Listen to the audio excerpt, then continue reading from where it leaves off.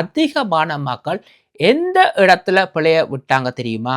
Filter வீட்டின் விலையிலிருந்து $100,000 discount தாராங்க, விற்க முடியவில்லை. சரி, இன்னும் ஒரு $60,000 கிரெடிட் தாராங்க அப்கிரேடுக்கு. அப்பவும் நீங்க வாங்க பயப்படுறீங்க, இன்னும் வீட்டின் விலை குறையும் என்று. கடைசியா பில்டர் இன்னும் ஒரு ஆஃபரா தாராங்க, வாங்குங்க, வாங்கி 3 மாசத்துல க்ளோஸ் பண்ணும் பொழுது வீட்டின் விலை குறைந்தால் அதையுமே மேட்ச் பண்ணி தாரோம் என்று. இப்படித்தான் கனடாட ரியல் எஸ்டேட் மார்க்கெட் இப்ப இருக்கின்றது. அப்படி பார்க்கும் பொழுது இதுக்கு முதல்ல இன்வெஸ்ட்மெண்ட் பண்ணின மக்களின் வீடுகளின் நிலைமைதான் என்ன?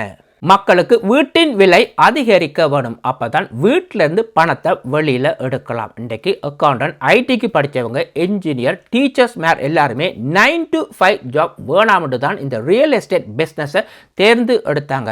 இந்த தொழில் நிலைத்து நிற்க வேணும் என்று சொன்னால் ஹவுசிங் மார்க்கெட் பிக்கப் பண்ண வேணும், வீடுகளோட விலையும் அதிகரிக்க வேணும். இங்கே மாறி நடக்கின்றது.